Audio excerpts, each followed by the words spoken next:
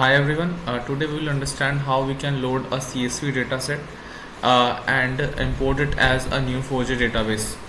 So first of all, a few requirements that we need to do is to install the APUC jar. The second thing would be to change a bit of some settings in the neo4j configs, and the third one is to put the CSV file that we wish to import into a specific folder. And the fourth one would be to run a cipher query using APUC so that we can load that. So let's get started. So the first step is to install the APUC jar. Once you click on this sample database, now you can create a sample database. You will find the options plugins. Here in the plugins you can see the APUC option. Here you can go and install the APUC jar.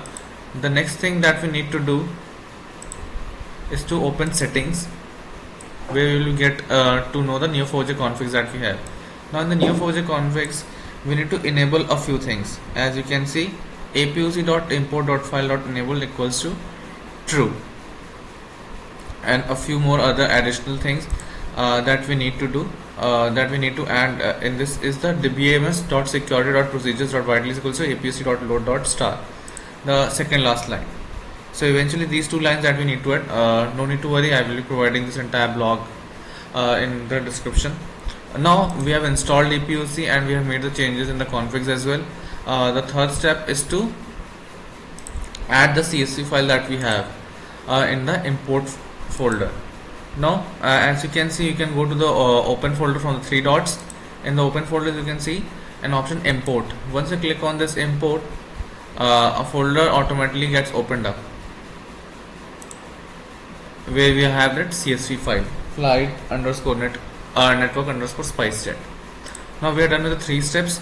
Now the fourth one being to write cipher query to load this dataset using the APUC APUC library. So we will be writing the cipher query, call apuc.load.csv as the name of the CSV, yield list as items. So what happens is that eventually once we call apuc.load.csv, it returns the elements of the particular CSV in form of lists of list.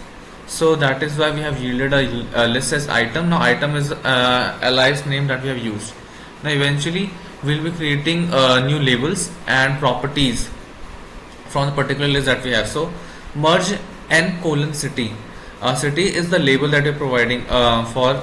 It can be taken as a table name in case of RDBMS, or a label is something that we can use later on to determine a few nodes of that particular category. Now we will be assigning the values to the properties of a particular node using the item that we have followed. So name:item 0, that means the first value of the row of the CSV that we have taken should be taken as the name of that particular node.